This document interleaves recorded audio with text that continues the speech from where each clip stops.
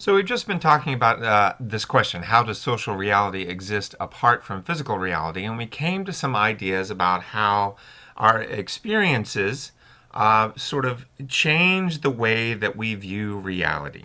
And that's sort of that in a nutshell. So then Berger and Lehman take us through this idea of social man, and they say man's self-production is always and of necessity a social enterprise. Now this suggests that no matter what we do when we're creating ourselves in terms of our identity and other ways that we view society or culture or our ideas of self, that it's necessarily social. Necessarily social, why? So the key question there is why do we say that? They go on to say man's specific humanity and his sociality are inextricably intertwined. Homo sapiens is always, and in the same measure, homo socius, so a social human. Again, why are we necessarily social? Oops. So they have two big questions about, or two big statements about how we produce ourselves and we create our own humanity through social processes. And we spent the last couple of screencasts talking about how there's a difference between a fixed and a flexible environment. There's a difference between the way that humans interact with their environment, because humans interact with their environment in a way that is flexible, because we create the structures that sort of permeate the environment. Whereas non-human animals are less able to create structures in that environment. In other words, they're more fixed environments for them. And we talked about the difference between physical reality and social reality. So the idea that there is a physical reality, we used the example of biological sex versus gender. Physical reality that some people are male, some people are female biologically. But the social reality is that some people are male or female in terms of gender and the ways that we interact with one another and the roles that we take on and the ways that we identify with ourselves and develop throughout our culture and our society as a result of that difference between the physical and the social reality. So the assertion by Berger and Lehman that our production and our humanity and everything else are specifically social enterprises is important. So my question, I think, echoes that of Berger and Lehman. Why is that the case? Why is our self-production always and of necessity a social enterprise? Why is our humanity and our sociality inextricably intertwined? Good question. Well, so the way that they address that is they think of social order. And they ask, how does social order arise? And remember, we're thinking about this in the context of our class in terms of globalization and curriculum. So how does social order arise in terms of globalization and curriculum, as well as in terms of this idea of who we are as humans? They say on page 52, the most general answer to this question is that social order is a human product, or more precisely, an ongoing human production. It is produced by man in the course of his ongoing externalization, key word here. Social order is not part of the nature of things, and it cannot be derived from the laws of nature. In other words, there is no law of nature that orders us socially, that says that some people are given more status or more power, or less status or less power, or more value or less value. There's nothing in nature that establishes that. Berger and Lehman make the argument that all of this is socially constructed. So they say social order exists only as a product of human activity, both in its genesis, sorry about the misspelling, social order is the result of past human activity, and its existence in any instant of time. In other words, social order exists only and insofar as human activity continues to produce it. So both in its genesis and in its existence, it is a human product. All right, so what does that mean? What does it mean to produce a social order, and how is that produced by ongoing externalization? Well, what is externalization? Let me think through this with you a little bit.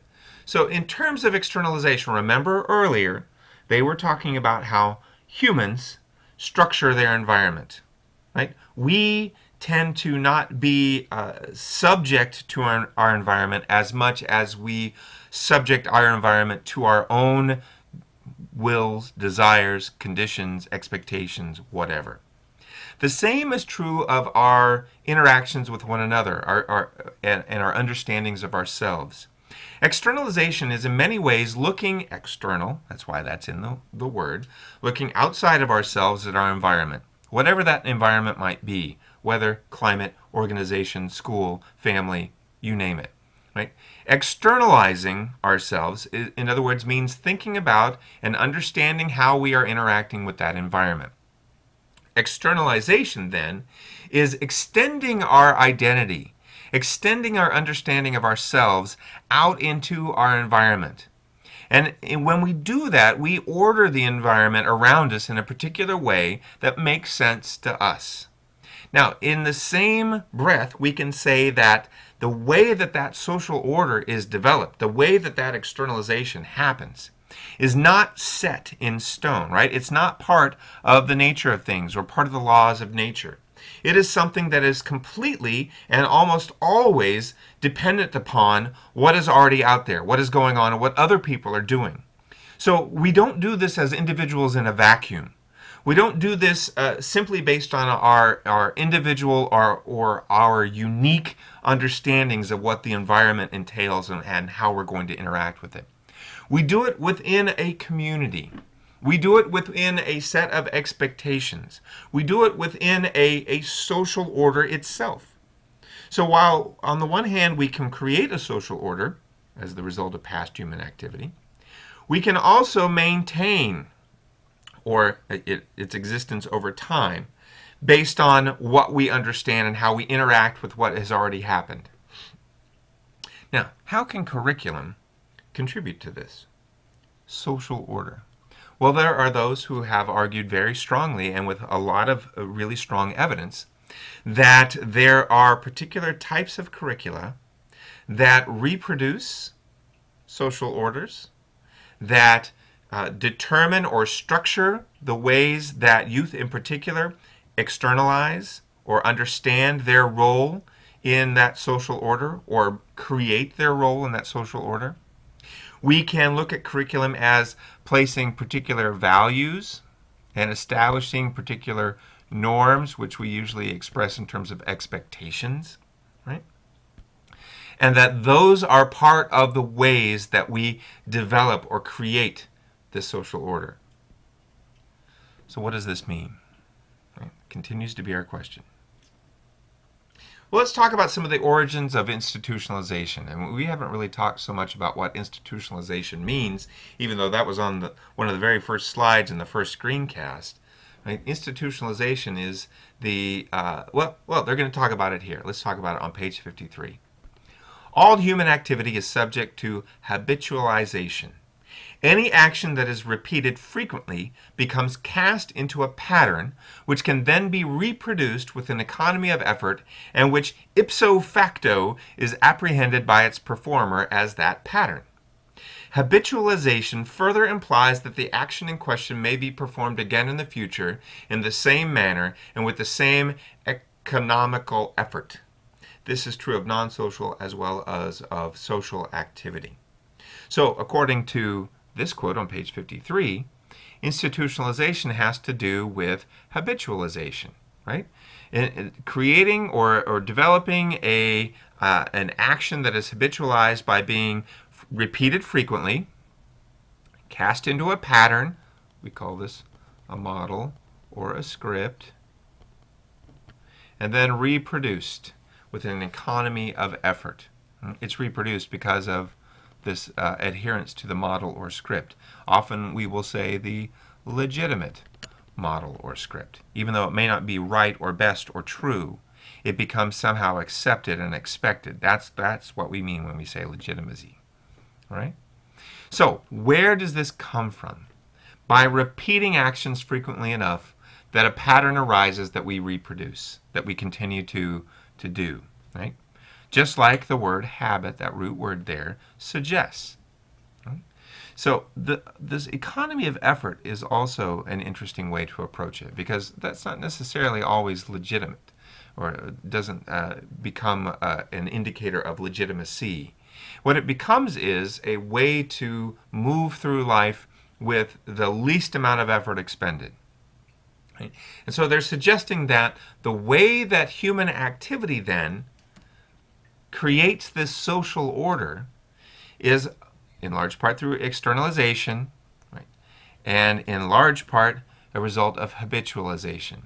So we have externalization, we have habitualization, and these two in tandem create this institutionalization, this institutionalized process, or this creation of our reality.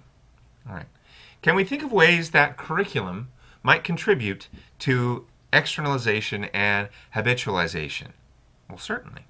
The reality, the environment that is presented to students and that permeates everything that happens in formal mass education has certainly been a product of externalization, a product of understanding and creating an order to the way that individuals and humans collectively interact with knowledge, with history, with the environment, with each other.